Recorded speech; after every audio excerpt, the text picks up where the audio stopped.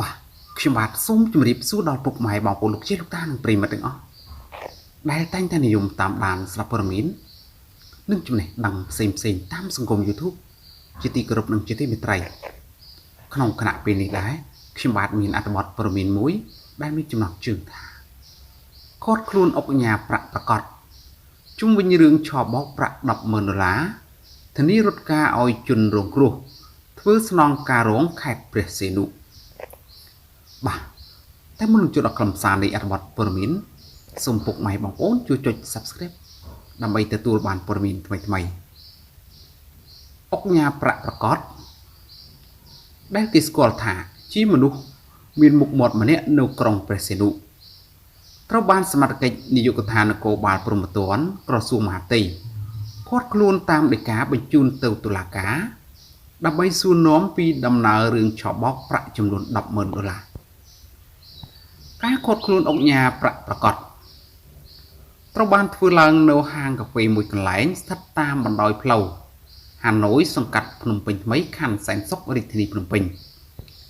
វេលាម៉ោង 9 ព្រឹកថ្ងៃទី 18 ខែមិថុនាឆ្នាំ 2021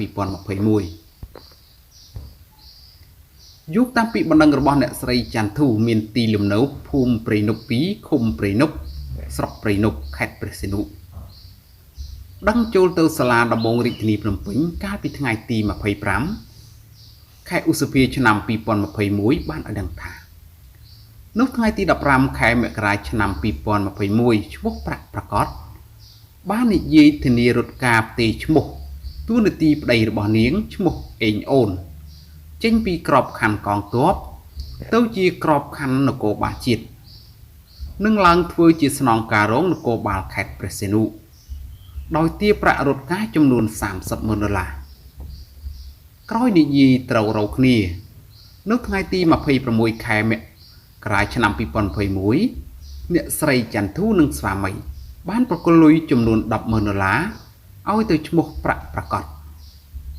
ហើយរងចាំលទ្ធផលផ្ទេរឈ្មោះនិងតួនាទីដោយមានតួនាទីជាស្នងការរងជាផ្លូវការទើបប្រគល់ប្រាក់ថែម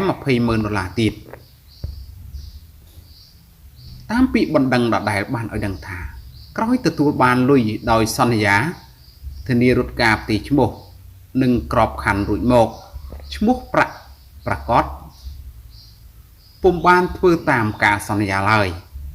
ហើយបានប្រើលេសមិនចេះចប់មិនចេះហើយពេលទូរស័ព្ទសួរនាំនិងទាមទារយកលុយមកវិញបើខ្លួនរត់ការមិនបានគឺឈ្មោះនេះមិនលើកទូរស័ព្ទមិនតបតាម Telegram ហើយគេចចេញមិនចូលផ្ទះរហូតដល់បច្ចុប្បន្នទើបជនរងគ្រោះសម្រេចដាក់ពាក្យបណ្ដឹងទៅតុលាការនៅថ្ងៃទី3ខែមិថុនាឆ្នាំ 2021ព្រះរាជអាជ្ញារង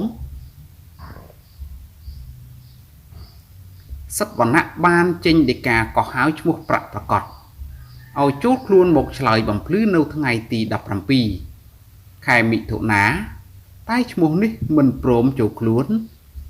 ទើបបង្គាប់ឲ្យនាំខ្លួនតែម្ដងបាទហើយអត្ថបទព័ត៌មាននេះខ្ញុំបាទបានជម្រាបជូនខាងលើនេះក៏មានតែប៉ុណ្ណឹងសូមអរគុណសូមជម្រាបលា